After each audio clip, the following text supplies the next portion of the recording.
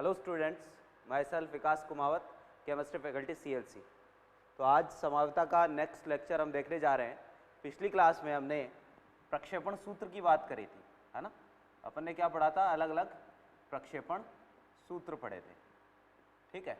और प्रक्षेपण सूत्र पढ़ने के बाद हमने बात करी थी प्रतिबंधित घूर्णन और मुक्त घूर्णन के बारे में।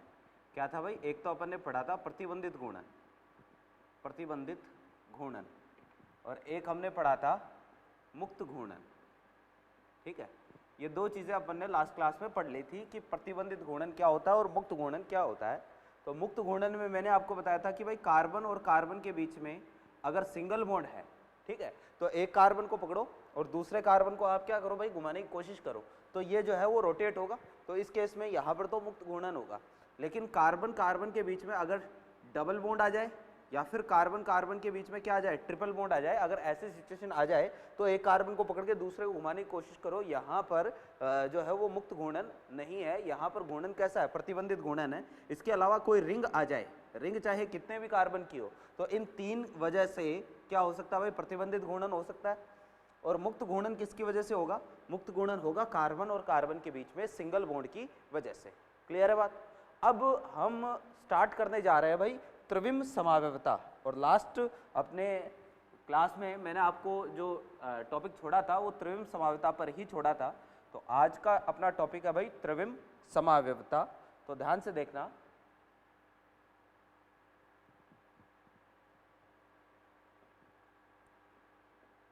तो देखें त्रिविम समावयवता, ठीक है, ये क्या होता है।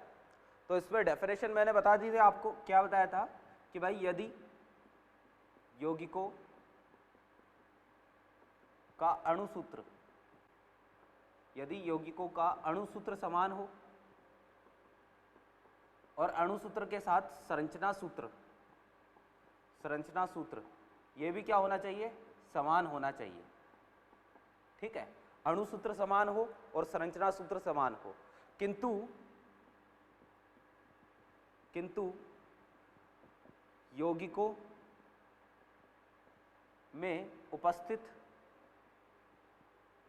परमाणुओं की त्रिविम व्यवस्था, त्रिविम व्यवस्था अलग अलग हो, अलग अलग हो, ठीक है। तो यौगिक त्रिविम समावयवी कहलाते हैं, समावयवी कहलाते हैं। क्लियर है बात। क्या लिखा है भाई, देखना जरा कि यदि यौगिकों में उपस्थित, यौगिकों का अणुसूत्र समान होना चाहिए, पहली बात।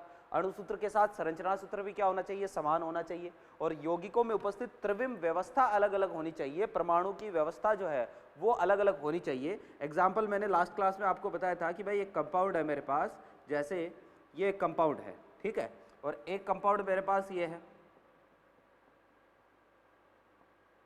ये दो अलग अलग कंपाउंड है, ठीक है ना। अब इस कंपाउंड में देखना, इसको क्या बोलूंगा, ब्यूट 2 इन, और ये भी क्या है, ब्यूट 2 इन। दोनों के दोनों ब्यूट 2 इन है, 2 ब्यूटीन है। तो इनका जो है वो फॉर्मूला भी सेम है, C4H8, और ये भी क्या है, C4H8। दोनों के दोनों C4H8 है, ठीक है। और C4H8, ये भी C4H8। अगर IUPAC नाम समान आता है तो इसका मतलब ये समझ जाना कि उनका संरचना सूत्र भी क्या है, समान है। संरचना सूत्र समान होने का मतलब है उनकी संरचना भी क्या होनी चाहिए, समान होनी चाहिए। और संरचना समान कब होगी, अगर दो यौगिकों का IUPAC नाम समान आएगा तो उनकी संरचना भी समान मानी जाएगी, है ना। तो इनका IUPAC नाम समान है, ये भी ब्यूट 2 इन है और ये वाला भी क्या है, ब्यूट 2 इन है।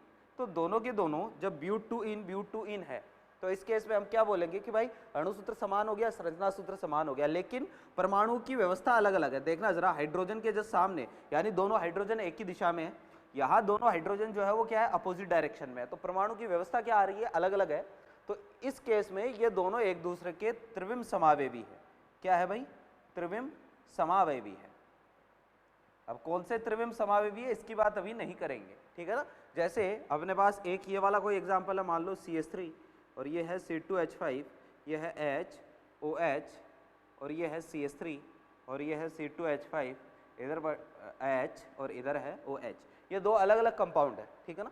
तो इस कंपाउंड और इस कंपाउंड को ध्यान से देखना जरा कि इनमें क्या है कि OH की पोजीशन, भाई बाकी तो सब कुछ सेम है, खाली H और OH की पोजीशन अलग है। इसमें OH इस तरफ है जबकि इस कंपाउंड में OH इस तरफ है। तो परमाणुओं की व्यवस्था अगर अलग आती है तो ये भी क्या है भाई, ये भी स्टीरियो आइसोमर्स है। स्टीरियो आइसोमर्स को शॉर्ट में ऐसा ही बोलूंगा, ठीक है ना। तो ये भी त्रिविम समावेवी है, ये भी त्रिविम समावेवी है। तो इस तरीके से हमें क्या करता है भाई, त्रिविम समावेवता में परमाणु की व्यवस्था क्या होगी, अलग अलग होगी। अब कितने प्रकार की होती है ये समझ लेते हैं। तो इसको मिटा रहा हूं भैया।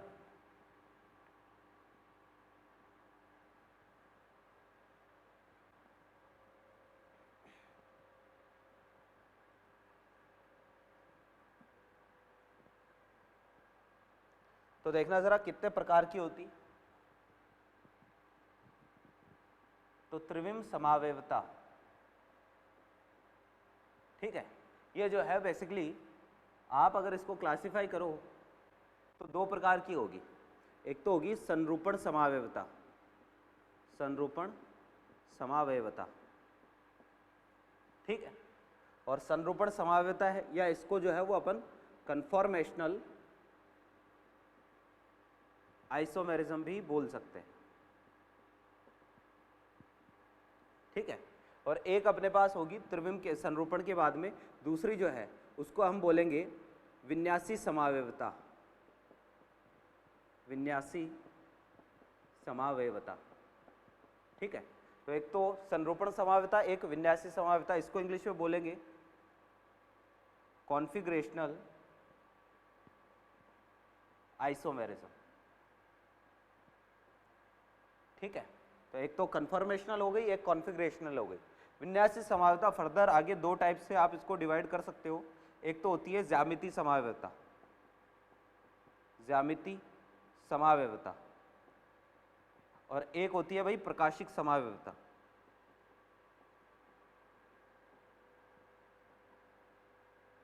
ठीक है। दो तरीके की हो गई, एक तो हो गई ज्यामिति समावेवता, एक हो गई प्रकाशिक समावेवता, ठीक है ना। ज्यामिति का मतलब होता है जियोमेट्रिकल, जियोमेट्रिकल आइसोमेरिज्म, और एक प्रकाशिक का मतलब होता है भाई ऑप्टिकल आइसोमेरिज्म। इंग्लिश में इनको बोलते हैं ऑप्टिकल आइसोमेरिज्म, ठीक है। इंग्लिश में भी आपको ध्यान में रखना है। तो ये कुल मिला के अपने पास इतनी प्रकार की त्रिविम समावेवता होगी। सबको एक एक करके हमें पढ़ना है। बात स्टार्ट करते हैं कहाँ से, संरूपण समावेवता से, ठीक है ना। तो इसको तो मिटा देता हूँ, आप नोट कर लिया होगा ही, ठीक है ना। तो देखना सबसे पहले बात करेंगे संरूपण समावेवता की।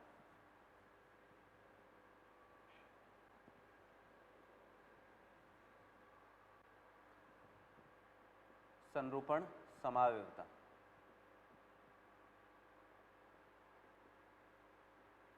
ठीक है। इंग्लिश में इसको क्या बोला था, कन्फॉर्मेशनल आइसोमेरिज्म। भाई देखना जरा ये क्या होती है, समझने की कोशिश करना। पहले तो मैं डेफिनेशन लिख देता हूं, है ना। क्या होता है कि कार्बन कार्बन के मध्य, कार्बन कार्बन के मध्य एकल बंध के कारण, एकल बंध के कारण, ठीक है। या आप यूं भी बोल सकते हो, जरूरी नहीं है कार्बन और कार्बन ही हो, कार्बन के अलावा कोई भी परमाणु हो सकता है, लेकिन ज्यादातर केस में आपको कार्बन कार्बन ही देखने को मिलेगा। एकल बंध के कारण यौगिकों के, है ना, एकल बंध, इसको ऐसे लिखेंगे, थोड़ा सा चेंज कर देता हूं, कार्बन कार्बन के मध्य एकल बंध में मुक्त घूर्णन के कारण, अब मुक्त घूर्णन पहले समझ चुके हैं अपन, मुक्त घूर्णन के कारण यौगिकों के त्रिविम में अनंत समावेवी बनते हैं, समावेवी बनते हैं, ठीक है। इन्हें संरूपण समावेवी, समावेवी कहते हैं, तथा इस गुण को संरूपण समावयवता कहते हैं, संरूपण समावयवता कहते हैं। ठीक है भाई, ये तो है डेफिनेशन। अब इसका मतलब क्या है ये समझने की कोशिश करना। सबसे पहले जो की पॉइंट है वो ये है भाई मुक्त घूर्णन, कि भाई किसकी वजह से होगा, ये मुक्त घूर्णन की वजह से होगा। एक तो मैंने बताया था आपको प्रतिबंधित घूर्णन, एक होता है मुक्त घूर्णन। तो ये वाला जो है वो किसकी वजह से होगा, ये मुक्त घूर्णन की वजह से होगा। ठीक है, एग्जाम्पल से मैं समझने की कोशिश करता हूँ कि भाई CH3 और ये CH3 है ना, क्या है ये, एथेन है। अब एथेन में एक चीज देखना, मैंने आपको इसका न्यूमेन सूत्र बनाना सिखाया था। तो न्यूमेन सूत्र इसका बनाते हैं। न्यूमेन सूत्र बनाने के लिए एक को क्या कर लो भाई, फ्रंट साइड कार्बन, और एक को क्या कर लो, बैक साइड कार्बन मान लो। तो फ्रंट साइड कार्बन को किससे प्रदर्शित करते हैं, फ्रंट साइड कार्बन को तो डॉट से प्रदर्शित करते हैं। ठीक है, फ्रंट साइड कार्बन पर 3 क्या है, 3 इस पर हाइड्रोजन है, तो H H और ये H, ये फ्रंट साइड कार्बन पर 3 हाइड्रोजन। बैक साइड पर कार्बन पर क्या है, ये बैक साइड कार्बन को सर्कल से, और बैक साइड पर भी क्या है, 3 हाइड्रोजन है, तो 3 हाइड्रोजन, ये H, ये H और ये H। ठीक है, इस समावयवी को मैंने क्या बोला था कि जिसमें समान समूह के जस्ट ऊपर हो, तो इसको मैंने बोला था ग्रसित। क्या बोला था भाई, ग्रसित। ठीक है, अब आपको क्या करना है, इसको किसी भी एक कार्बन को फिक्स करना है और इसको 60 डिग्री घुमा देना है। किसी भी एक कार्बन को क्या कर दो, फिक्स कर दो। जैसे मैं बैक साइड कार्बन को क्या कर रहा हूं, फिक्स कर रहा हूं। बैक साइड कार्बन को नहीं छेड़ना है, बैक साइड कार्बन पर H H और ये H, और फ्रंट साइड कार्बन को क्या कर दो, 60 डिग्री घुमा दो। तो फ्रंट साइड कार्बन को 60 घुमा रहा हूं, तो कंडीशन ऐसी आएगी, H H और ये H। देखना जरा, ऐसी सिचुएशन आएगी। और भाई इसको मैंने क्या बोला था, जब एंगल जो है वो कितना हो जाए, ये 60 डिग्री का एंगल हो जाए, तो इसको क्या बोलेंगे, इसको हम बोलेंगे सांत्रित रूप। तो ये वाला हो गया भाई अपने पास सांत्रित रूप, और ये वाला हो गया ग्रसित रूप। ठीक है, अब ये घुमा अपन रहे हैं, तो घुमा किसकी वजह से रहे हैं, क्योंकि कार्बन और कार्बन के बीच में यहाँ इस बंध के सापेक्ष जो है वो अपन क्या कर रहे हैं भाई, घुमा रहे हैं। तो कार्बन और कार्बन के बीच में सिंगल बॉन्ड है, और सिंगल बॉन्ड में कौन सा घूर्णन होता है, सिंगल बॉन्ड में घूर्णन होता है भाई मुक्त घूर्णन। तो इन दोनों कार्बन के बीच में मुक्त घूर्णन था, तो एक को पकड़ा दूसरे को घुमाया, एक को पकड़ा दूसरे को घुमाया, तो दूसरे को जैसे ही आप घुमाओगे तो क्या होगा भाई, 60 डिग्री कुछ आपको ऐसा दिखने लग जाएगा, ये ग्रसित रूप, ये सांत्रित रूप, ऐसा दिखने लग जाएगा। ठीक है ना, तो अब क्या है कि भाई ये जरूरी थोड़ी ना है कि मैं 60 डिग्री घुमाऊं, मैं कितना भी घुमा सकता हूं। आप इसको जो है 60 की बजाय जो है 70 घुमा दो, आप इसको 1 डिग्री 2 डिग्री 0.5 डिग्री 0.75 डिग्री कितना भी घुमा सकते हो। वापस से यूं सोचना कि जब वापस से घुमाकर इसको प्रारंभिक कंडीशन पे लेके आओगे, यानी जब आप इसको 0 डिग्री से घुमा के, अभी 0 डिग्री है, 0 डिग्री से घुमा के वापस एक चक्कर पूरा कर दोगे, 360 डिग्री पूरा कर दोगे, तो कितने ऐसे समावयवी बीच में बन चुके होंगे, अनंत समावयवी बन चुके होंगे।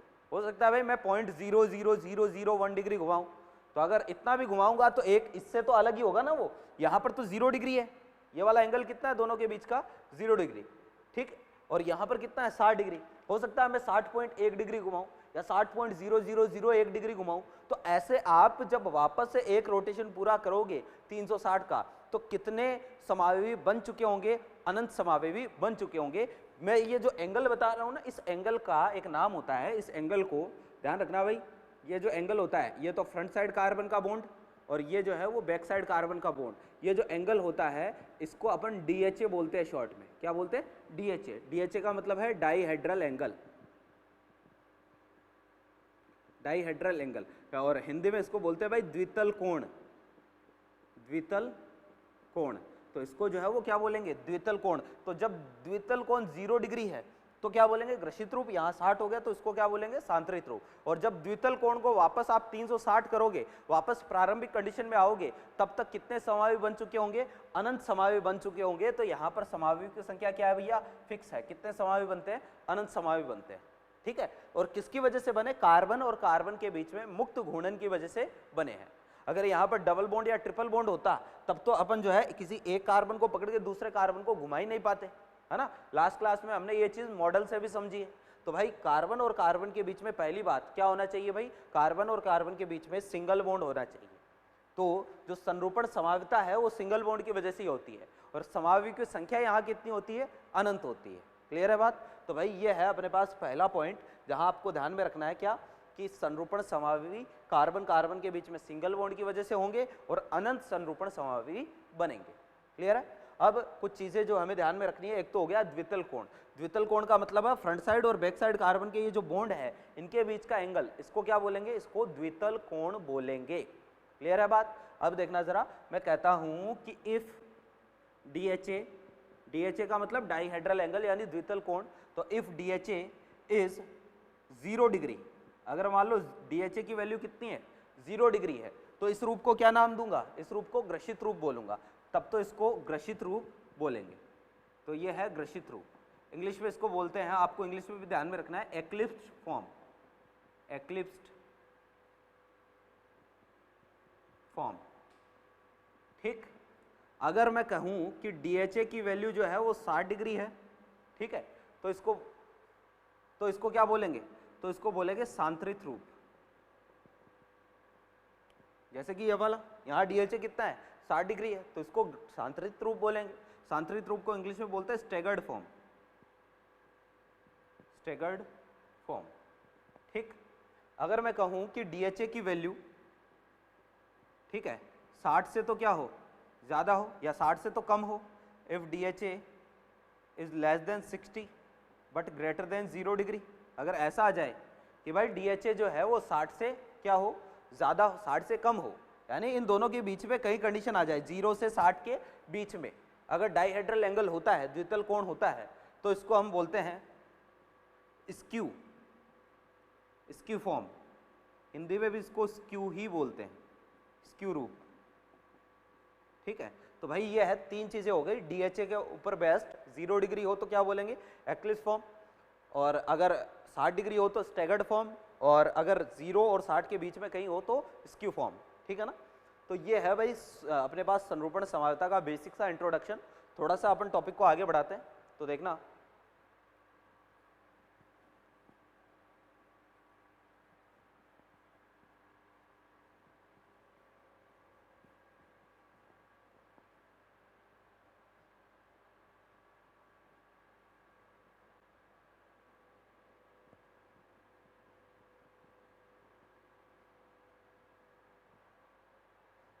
देखें, नेक्स्ट जो अपना टॉपिक है वो है भाई, एक तो अपने पास होता है जिसको अपन बोलते हैं एंठन तनाव। एंठन तनाव, टॉर्सियोनल स्ट्रेन, ठीक है। एंठन तनाव, टॉर्सियोनल स्ट्रेन, ठीक है। ये क्या होता है? तो ध्यान से कि भाई इसमें ध्यान में रखना है कि बॉन्ड पेयर और बॉन्ड पेयर के बीच में, ठीक है भाई, दो चीजें होती है। पहले एक छोटी सी चीज मैं बता देता हूं, एक तो होता है लोन पेयर, एक होता है बॉन्ड पेयर, ठीक है। एग्जांपल समझने की कोशिश करते हैं, ठीक है ना। जैसे भाई ऑक्सीजन है ना, आपको पता है कि कोई भी सहसंयोजक बंध कितने प्रकार का होता है, थोड़ा सा अपन बॉन्डिंग के बारे में चर्चा कर ही लेते हैं, चलो बात आ गई है। तो सहसंयोजक बंध जो है वो दो प्रकार का होता है भाई, समझने की कोशिश करना। सॉरी, सहसंयोजक बंध ये कैसे बनता है? सहसंयोजक बंध कैसे बनता है?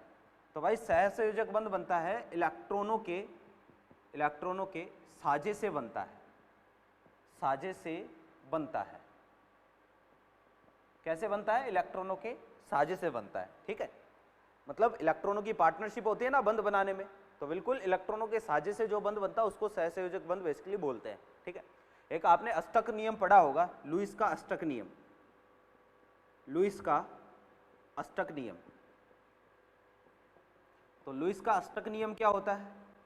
तो भाई समझने की कोशिश करना कि अष्टक नियम यह कहता है कि कोई भी तत्व अपने बाह्यतम कोश में कितने इलेक्ट्रॉन कंप्लीट करना चाहता है? 8 इलेक्ट्रॉन कंप्लीट करना चाहता है। क्यों? क्योंकि 8 इलेक्ट्रॉन कंप्लीट होने से उसमें अतिरिक्त स्थायित्व आता है, वो स्टेबिलिटी गेन करता है, ठीक है ना। तो 8 इलेक्ट्रॉन कंप्लीट करना चाहता है। क्यों करना चाहता है? क्योंकि उससे स्टेबिलिटी मिलती है। देखना कैसे कि लुईस ने यह देखा कि जो अक्रिय गैसें होती है ना, अक्रिय गैसें, अक्रिय गैसें कौन सी? ठीक है, जैसे हीलियम हो गई, नियोन हो गई, आर्गन, क्रिप्टॉन, जिनॉन, रेडॉन, ये सारी अक्रिय गैसें। तो अक्रिय गैसों के बाह्यतम कोश में अगर मैं देखूं तो नियोन के बाद जितनी भी है इन सब के भाइतम कोश में 8 इलेक्ट्रॉन होते हैं। हीलियम के भाइतम कोश में 2 इलेक्ट्रॉन होते हैं, ठीक है ना। तो अक्रिय गैसों के भाइतम कोश में कितने इलेक्ट्रॉन होते हैं? 8 इलेक्ट्रॉन। अब इनको अक्रिय गैसें क्यों बोलते हैं? तो इनको अक्रिय गैसें इसलिए बोलते हैं क्योंकि ये किसी से क्रिया नहीं करती है, और किसी से क्रिया करना या नहीं करना, एक चीज मैं आपको बता देता हूं भाई, दुनिया का हर काम स्टेबिलिटी के लिए होता है। दुनिया का हर काम किसके लिए होता है? स्थायित्व के लिए होता है। अगर कोई तत्व किसी से क्रिया कर रहा है तो वो स्थायित्व ग्रहण करने के लिए कर रहा है, ठीक है ना। अगर कोई तत्व किसी से क्रिया नहीं कर रहा है, इसका मतलब वो ऑलरेडी स्थायी है।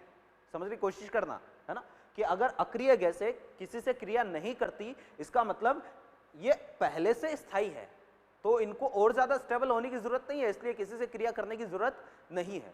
तो अक्रिय गैसें जो है वो क्या होती है भाई? स्थायी होती है। इनके भाइतम कोश में 8 इलेक्ट्रॉन होते हैं, और इसी के आधार पर लुईस ने अपना नियम दिया कि अगर किसी के भाइतम कोश में 8 इलेक्ट्रॉन हो जाएंगे तो वो चीज क्या हो जाएगी? वो चीज स्थायी हो जाएगी, ठीक है ना। तो इसी को लुईस का अष्टक नियम बोलते हैं। यानी कोई भी परमाणु अपने भाइतम कोश में कितने इलेक्ट्रॉन पूरे करना चाहता है? 8 इलेक्ट्रॉन पूरे करना चाहता है, ठीक है ना। जैसे एग्जाम्पल समझते हैं भाई, ऑक्सीजन, ठीक है। ऑक्सीजन का इलेक्ट्रॉनिक विन्यास लिखता हूं तो 1s2 2s2 2p4, ये ऑक्सीजन का इलेक्ट्रॉनिक विन्यास है। टोटल कितने इलेक्ट्रॉन है ऑक्सीजन के पास? 8, है ना। तो इसके बाद देखना जरा कितने इलेक्ट्रॉन है भाइतम कोश में? 6 इलेक्ट्रॉन है। भाइतम कोश कौन सा? दूसरा, और ये दूसरा, ठीक है ना। तो भाइतम कोश में 6 इलेक्ट्रॉन है। आप चाहो तो ऐसे चेक कर लो कि भाई ये ऑक्सीजन पहले में कितने? 2, दूसरे में अधिकतम कितने भर सकते हैं? 8, तो बचे कितने अपने पास? 6, तो ये लो, ठीक है ना। दूसरे में अपने कितने बच दिए? 3 और 3 6, ठीक है। तो ऑक्सीजन का इलेक्ट्रॉनिक विन्यास हो गया। भाइतम कोश में कितने इलेक्ट्रॉन दिख रहे हैं आपको? 6 इलेक्ट्रॉन दिख रहे हैं। तो ऑक्सीजन के भाइतम कोश में कितने इलेक्ट्रॉन हो गए भाई? 6 इलेक्ट्रॉन हो गए। 1 2 3 4 5 6। अब इसको अष्टक पूरा करने के लिए, स्थायी होने के लिए कितने इलेक्ट्रॉनों की आवश्यकता है? 2 इलेक्ट्रॉनों की आवश्यकता है। तो एक ऑक्सीजन ये किसी दूसरे ऑक्सीजन को बोलेगा, ठीक है, कि भाई 2 इलेक्ट्रॉन दे दे। तो इन दोनों ने क्या किए? अपने 2-2 इलेक्ट्रॉन शेयर कर लिए। 2 इलेक्ट्रॉन इसने इसके साथ साझा किए, 2 इलेक्ट्रॉन इसने इसके साथ साझा किए। तो अब इसके पास कितने इलेक्ट्रॉन हो गए? 1 2 3 4 5 6 7 8, और इसके पास भी कितने इलेक्ट्रॉन हो गए? दोनों के पास 8-8 इलेक्ट्रॉन हो गए। और जैसे ही 8-8 इलेक्ट्रॉन हुए तो भाई इनके बीच में बॉन्ड कैसा बनेगा? Double bond. क्योंकि हमें पता है कि अगर 4 इलेक्ट्रॉनों की शेयरिंग होती है टोटल, तो डबल बॉन्ड बनता है। टोटल 2 इलेक्ट्रॉनों की शेयरिंग होती है तो सिंगल बॉन्ड बनता है, और टोटल 3 इलेक्ट्रॉनों की शेयरिंग होती है तो ट्रिपल बॉन्ड बनता है, ठीक है ना। तो अब देखना जरा कि ऑक्सीजन के पास, इस वाले ऑक्सीजन के पास ये 2 इलेक्ट्रॉन इसने साझा किए थे, और इस ऑक्सीजन ने भी अपने ये 2 इलेक्ट्रॉन साझा किए थे। तो इस वाले ऑक्सीजन की बात कर रहा हूं मैं। इस ऑक्सीजन के पास ये 2 और ये 2, ये जो 4 इलेक्ट्रॉन है, इन्होंने बंध बनाने में भाग नहीं लिया है। बंध बनाने में भाग इन 2 इलेक्ट्रॉनों ने ही लिया है। इन 2 इलेक्ट्रॉनों ने बंध बनाने में भाग लिया है, और जबकि इन्होंने बंध बनाने में भाग नहीं लिया है। तो जो इलेक्ट्रॉन बंध बनाने में भाग लेते हैं उनको तो बोलते हैं बॉन्ड पेयर। क्या बोलते हैं? बॉन्ड पेयर, यानी बंध युग्म। और जो इलेक्ट्रॉन बंध बनाने में भाग नहीं लेते उनको बोलते हैं लोन पेयर, यानी एकांकी इलेक्ट्रॉन युग्म हिंदी में बोलते हैं। तो मैं लिख देता हूं यहां पर, देखना जरा, 2 चीजें आई है। एक तो अपने पास है भाई बॉन्ड पेयर, बॉन्ड पेयर, ठीक है। तो इसको तो बोलेंगे बंध युग्म। क्या बोलेंगे? बंध युग्म। और बंध युग्म क्या होता है भाई? ऐसे इलेक्ट्रॉन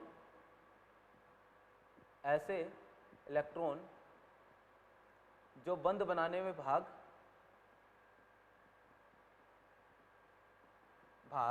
नहीं लेते, सॉरी, बंध बनाने में भाग लेते हैं,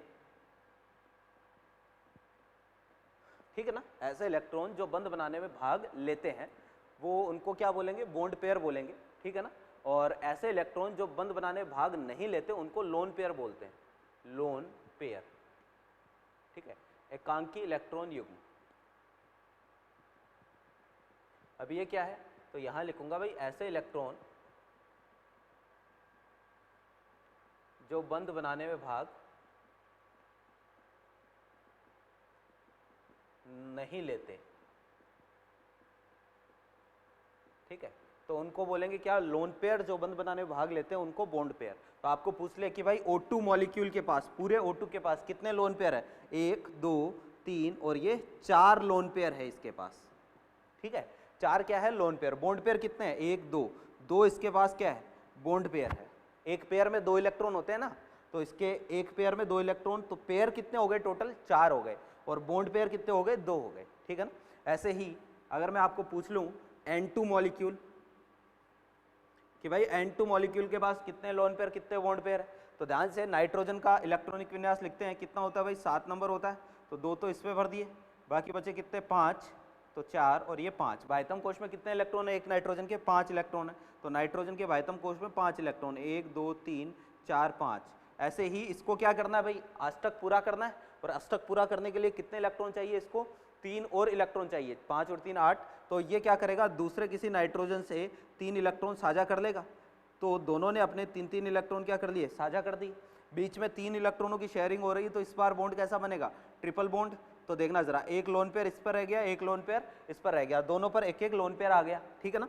अब इसके पास देखना 1 2 3 4 5 6, यानी इस इलेक्ट्रॉन, इस नाइट्रोजन के 3 इलेक्ट्रॉन और इस नाइट्रोजन के भी 3 इलेक्ट्रॉन, ये 3 इलेक्ट्रॉन जब लगे तो बीच में बॉन्ड बना है। तो बॉन्ड पेयर तो कितने हो गए भाई, इसके पास बॉन्ड पेयर तो हो गए 3 बॉन्ड है ना, एक बॉन्ड में 2 इलेक्ट्रॉन, तो पेयर कितना, एक, तो एक bond pair, 2 bond pair, 3 bond pair, और लोन पेयर टोटल कितने हो गए, लोन पेयर हो गए 2, एक इसके पास एक इसके पास। क्लियर है बात। तो भाई एंटन तनाव क्या होता है, अब वापस से आता है अपने पास, आप समझ गए होंगे बॉन्ड पेयर और लोन पेयर का मतलब। बॉन्ड पेयर का मतलब ऐसे इलेक्ट्रॉन जो बंध बनाने में पार्टिसिपेट करते हैं, जो बंध बनाने में भाग लेते हैं, और लोन पेयर का मतलब ऐसे इलेक्ट्रॉन जो बंध बनाने में भाग नहीं लेते, ठीक है ना। तो एंटन तनाव क्या होता है, तो ध्यान से समझना कि भाई 2 बॉन्ड पेयर, या आप इसको यूं बोलो कि बॉन्ड पेयर के मध्य लगने वाले प्रतिकर्षण बल को एंटन तनाव कहते हैं, ठीक है। कि बॉन्ड पेयर के मध्य लगने वाले प्रतिकर्षण बल को क्या कहेंगे, एंटन तनाव कहेंगे। ध्यान से समझने की कोशिश करना भाई, इलेक्ट्रॉन और इलेक्ट्रॉन, 2 इलेक्ट्रॉनों के बीच में आकर्षण होगा या प्रतिकर्षण होगा। अब दोनों इलेक्ट्रॉन क्या है, नेगेटिवली चार्ज है ना, तो नेगेटिव के बीच में हमेशा क्या होता है, रिपल्शन होता है, समान आवेश के मध्य प्रतिकर्षण होता है। तो ऐसे ही क्या होगा कि अभी हमने बात करी कि भाई एक तो कंडीशन ऐसी है, ध्यान से समझना, ये H और ये H लगा है, ठीक है, ये वाला ग्रसित रूप है ना। एक कंडीशन ऐसी है, ठीक है, ये H, मैं पूरा नहीं बना रहा हूं क्योंकि अपन को पूरा काम में नहीं आएगा, इतना ही काम में ले सकते हैं। तो देखना जरा, इसको देखना ध्यान से कि यहां पर क्या है, ये बॉन्ड पेयर, इस बॉन्ड में 2 इलेक्ट्रॉन और ये इस बॉन्ड में 2 इलेक्ट्रॉन, ठीक है, और यहां पर ये इस बॉन्ड के इलेक्ट्रॉन 1 और ये इस बॉन्ड के इलेक्ट्रॉन, ठीक है। तो भाई एक बात बताओ, अगर दूरी कम है, आवेशों के मध्य दूरी क्या है, कम है, तो दूरी कम है तो प्रतिकर्षण क्या होगा, ज्यादा होगा। तो यहां पर ये बॉन्ड पेयर और ये बॉन्ड पेयर, इनके बीच में दूरी क्या है, दूरी यहां पर कम है, ठीक है, और यहां पर डिस्टेंस क्या हो गई है, थोड़ी सी बढ़ गई है, यहां पर दूरी क्या है, अधिक है। तो भाई दूरी कम है तो प्रतिकर्षण क्या होगा, ज्यादा होगा, ठीक है। तो यहां पर प्रतिकर्षण क्या है, ज्यादा है, और यहां प्रतिकर्षण क्या है, कम है, ठीक है। बस ये जो प्रतिकर्षण है ना, जो इन 2 बॉन्ड पेयर और बॉन्ड पेयर के बीच में लग रहा है, इसी को बोलते हैं भाई अपन एंटन तनाव। यानी ये जो है दोनों के बीच में क्या लगेगा, प्रतिकर्षण लगेगा, इसी को एंटन तनाव बोलते हैं। अगर मैं बात करूं टॉर्सियोनल स्ट्रेन के ऑर्डर की, तो ध्यान से देखना जरा, ये वाला ग्रसित रूप है, ग्रसित रूप में दूरी सबसे कम होती है, तो यहां सबसे ज्यादा प्रतिकर्षण होगा, सबसे ज्यादा प्रतिकर्षण कहां, ग्रसित पे, ठीक। और ग्रसित के बाद में मैंने आपको बताया था यहां DHA कितना है, यहां DHA है 0 डिग्री, यहां DHA कितना है, यहां DHA है 60 डिग्री, ठीक है। तो ग्रसित के बाद में इन दोनों के बीच में अगर DHA आता है तो उसको क्या बोलते हैं, स्क्यू। तो स्क्यू में स्क्यू फॉर्म, और सबसे कम किस में होगा भाई, ये होगा सांतरित में। ये अपने पास किसका मान आएगा, टॉर्सियोनल स्ट्रेन के क्रम का मान आएगा। यानी TS का क्रम होता है सबसे ज्यादा टॉर्सियोनल स्ट्रेन ग्रसित, फिर स्क्यू, और सबसे कम किस में होता है भाई, सांतरित में होता है। ये क्रम आपको याद रखना है, ठीक है। तो पहला है एंटन तनाव। सेकंड बात करते हैं एंटन तनाव के बाद में, इसको मिटा रहा हूं, है ना।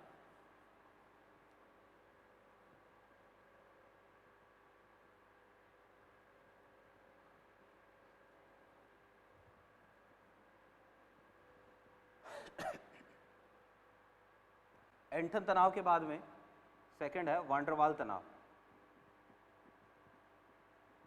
वान डर वाल तनाव, ठीक है, या इसको जो है वो त्रिविम तनाव भी बोला जाता है, त्रिविम तनाव, ठीक है। अब ये क्या होता है देखना, इंग्लिश में इसको बोलूंगा स्टेरिक स्ट्रेन,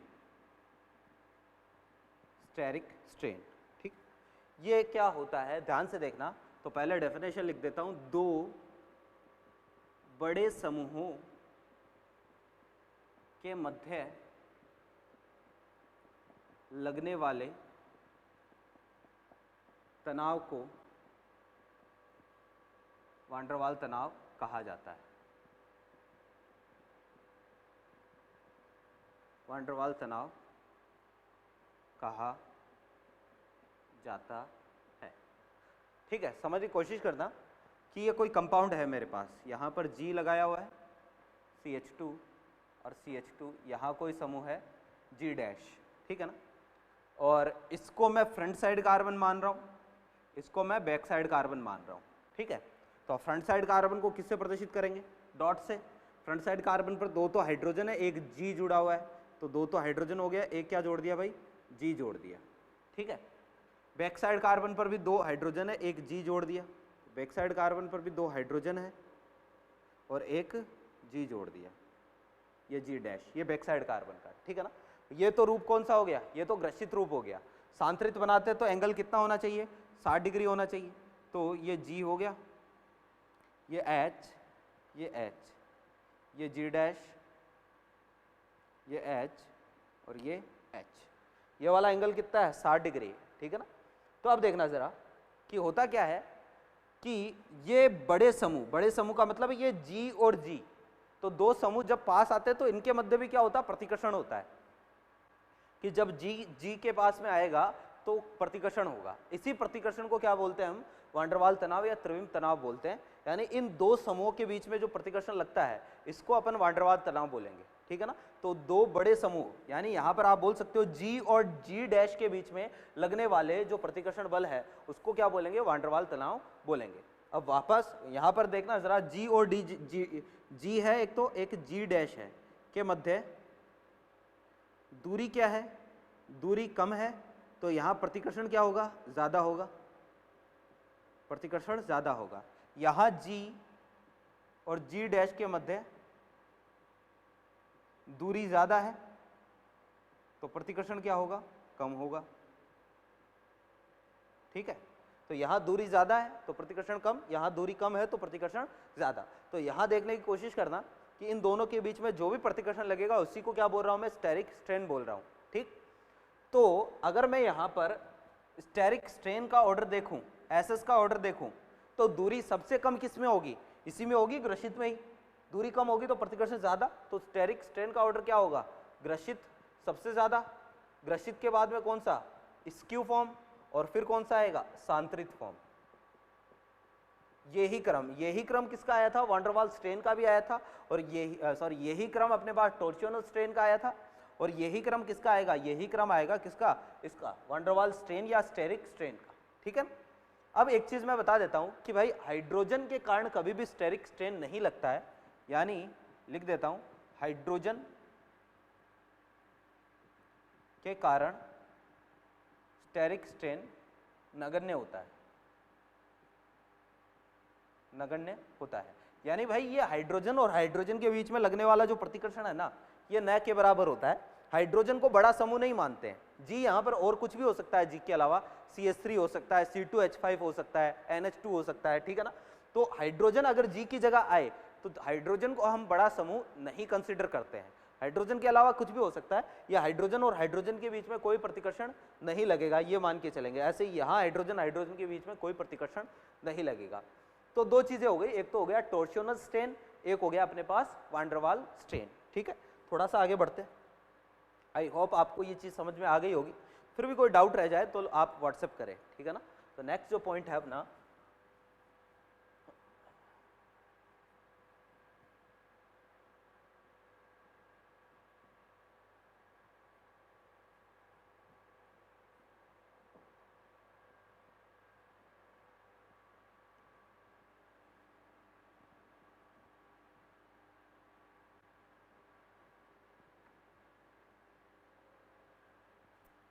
हाँ भाई देखें, नेक्स्ट जो अपना पॉइंट है इसमें संरूपण समावयवता में, वो है भाई, एक आपको चीज़ पता होगी कि भाई एक अपने पास स्थायित्व और ऊर्जा का क्या रिलेशन होता है। ऊर्जा और स्थायित्व ये दोनों एक दूसरे के क्या होते हैं, व्युत्क्रमानुपाती होते हैं। ठीक है, ऊर्जा और स्थायित्व एक दूसरे के व्युत्क्रमानुपाती होते हैं। अगर किसी तंत्र की, किसी सिस्टम की ऊर्जा ज़्यादा है तो उसकी स्टेबिलिटी क्या होगी, कम होगी। ठीक है, अब एक चीज़ मैं बता देता हूँ, तनाव ये समानुपाती होता है ऊर्जा के, कि भाई जिसमें तनाव जितना ज़्यादा होता है, तनाव का मतलब वही टोर्सियोनल स्ट्रेन या वान डेर वाल्स स्ट्रेन, कि तनाव जितना ज़्यादा होता है ऊर्जा उतनी ही ज़्यादा होगी।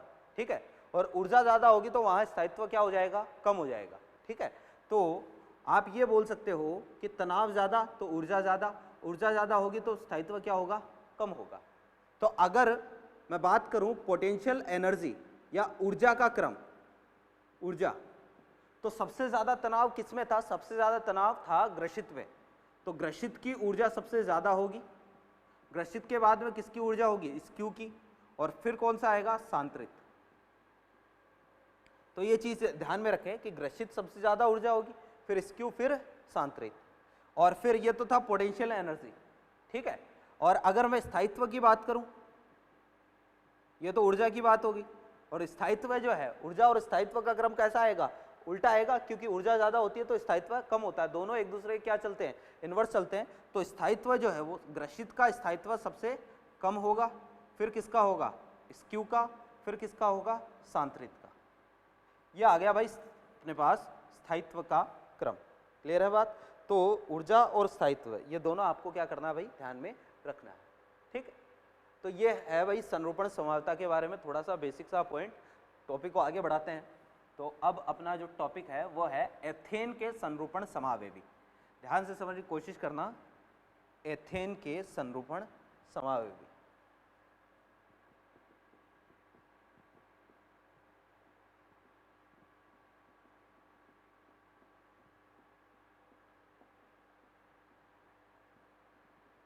एथेन के संरूपण समावयवी। भाई देखो जरा कि एथेन के संरूपण समावयवी की बात करते हैं। हाँ, एथेन बोले तो ये अपने पास एथेन। ठीक है, अब मेरे को इसका क्या बनाना है, पहले तो न्यूमेन बनाना है, तो एक को फ्रंट साइड एक को बैक साइड, और इस बंध के सापेक्ष अपन बार बार गुणन करवाएंगे तो संरूपण समावयवी बनेंगे। तो देखना जरा, फ्रंट साइड कार्बन है, फ्रंट साइड कार्बन पर 3 हाइड्रोजन लगाने, ये लो 3 हाइड्रोजन। बैक साइड कार्बन पर 3 हाइड्रोजन लगाने, ये लो भाई बैक साइड कार्बन पर 3 हाइड्रोजन। ठीक है, हो गया। यहाँ DHA कितना है, यहाँ DHA है 0 डिग्री। फिर इसको 60 डिग्री में क्या कर देता हूँ, घुमा देता हूँ। किसी भी एक कार्बन को पकड़ो और इसको 60 डिग्री आप मतलब किसी एक कार्बन को फिक्स कर दो, चाहे फ्रंट साइड को फिक्स करो चाहे बैक साइड को फिक्स करो, और इसको क्लॉकवाइज या एंटी क्लॉकवाइज किसी भी डायरेक्शन में आप घुमा सकते हो। तो मैंने बैक साइड कार्बन को फिक्स कर दिया, ये बैक साइड कार्बन को फिक्स कर दिया है, और फ्रंट साइड को मैंने 60 डिग्री घुमा दिया है। तो जैसे ही फ्रंट साइड को 60 डिग्री घुमाऊंगा तो ये वाला बनेगा, ये कौन सा है, सांतरित। वापस से आपको यही काम करना है, किसी एक कार्बन को क्या कर दो, फिक्स कर दो, है ना, वही बैक साइड को फिक्स कर रहा हूँ, और फ्रंट साइड को वापस से घुमा दो 60 डिग्री। तो अपन क्या करेंगे, जब भी घुमाएंगे ना, हाँ इसके बीच में कहीं स्क्यू बनेंगे, स्क्यू बहुत सारे बनेंगे, ठीक है ना, तो स्क्यू बात नहीं करेंगे अपन, हर 60-60 डिग्री के अंतराल पर इसको क्या करेंगे, बार बार घुमाएंगे और चेक करेंगे कि कौन से समावयवी प्राप्त हो रहे हैं। तो यहाँ देखना जरा, वापस से मैंने इसको घुमाया, तो जब वापस से घुमाओगे तो कौन सा बना, वापस से ग्रसित बन गया। वापस से इसको 60 डिग्री घुमाओगे तो वापस से कौन सा बनेगा, सांतरित बनेगा।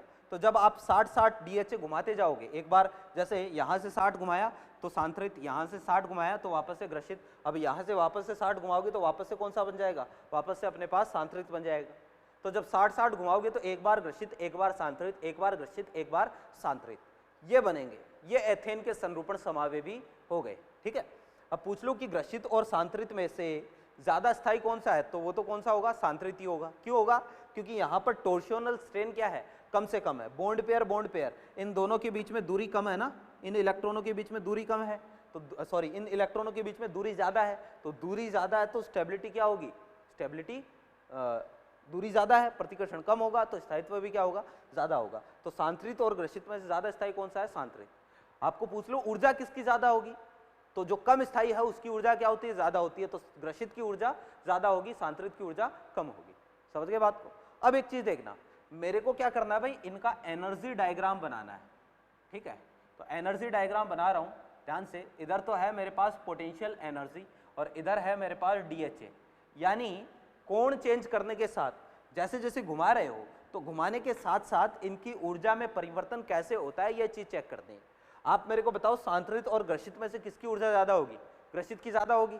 तो मैंने मान लिया कि भाई मान लो ये वाला जो एनर्जी लेवल है ये ग्रसित का है, ठीक है, और सांतरित की एनर्जी इससे क्या होगी, कमी होगी। तो ये वाला एनर्जी लेवल जो है वो सांतरित का है, ठीक है। यहाँ डीएचए 0 डिग्री, 0 के बाद में 60, 120, 120 के बाद में कितना, 60 के बाद में 180, 240, 300 और ये 360, ये डीएचए हो गया अपने पास, ठीक है।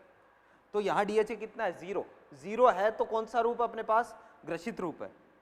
यानी डीएचए जब 0 है तो अपने पास ग्रसित रूप है, यहाँ है अपना, ठीक है ना। डीएचए 0 है तो रूप कौन सा है, ग्रसित रूप है।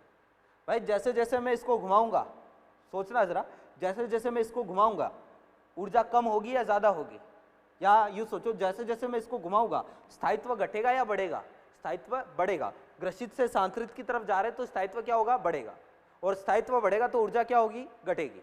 समझने की कोशिश करना कि जैसे जैसे इसको घुमाओगे वैसे वैसे इनके बीच में दूरी क्या होती जाएगी, भाई दूरी बढ़ती जाएगी ना, और दूरी बढ़ेगी तो स्थायित्व भी क्या होगा, बढ़ेगा, है ना। स्थायित्व बढ़ेगा, प्रतिकर्षण घटेगा, ठीक है ना, ऊर्जा घटेगी।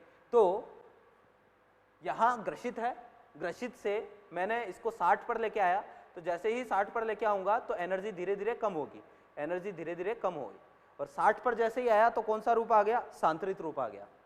फिर इसके बाद में मैंने वापस से इसको घुमाया, वापस से 60 डिग्री घुमाया तो कौन सा आ गया, ग्रसित। सांतरित से वापस से ग्रसित की तरफ जा रहे तो ऊर्जा क्या होगी, बढ़ेगी। तो सांतरित से वापस से ग्रसित की तरफ जा रहे हो तो एनर्जी जो है वो वापस से क्या होगी भाई, बढ़ेगी। तो एनर्जी देखो वापस से बढ़ गई। फिर वापस से ये ग्रसित आया, वापस से 60 डिग्री घुमाओ, वापस से कौन सा बनेगा, सांतरित। तो ऊर्जा वापस से क्या होगी, कम होगी। यानी एक बार एनर्जी कम होगी, एक बार एनर्जी बढ़ेगी। तो जो एनर्जी डायग्राम है ना वो आपको कुछ ऐसा मिलेगा लगातार, ये जो है एक बार एनर्जी मिनिमम, एक बार मैक्सिमम, एक बार मिनिमम, एक बार मैक्सिमम। तो ये एथेन का एनर्जी डायग्राम कुछ ऐसा आता है, एक बार ग्रसित बनता है, एक बार सांतरित। तो एक बार पहले जब 0 था तो ग्रसित था, 60 कर दिया तो कौन सा हो गया, सांतरित। फिर 120 कर दिया, 120 कहाँ से भाई, देखना जरा कि यहाँ से यहाँ पर 60, फिर यहाँ से यहाँ देखिए तब तो कितना हो गया, 120 हो गया ना। हाँ, इन दोनों में तो अंतराल 60 का ही है, लेकिन यहाँ से देखोगे तो 120 घुमा दिया, फिर यहाँ से चेक करोगे तो 180 घुमा दिया, यहाँ से चेक करोगे तो 240 घुमा दिया। तो भाई 0 पर ग्रसित, 60 पर सांतरित, वापस से 120 पर ग्रसित, 180 पर सांतरित, एक बार ग्रसित एक बार सांतरित, लगातार ये चलता जाएगा, ठीक है। तो ये थे भाई अपने पास एथेन के संरूपण समावेवी, ठीक।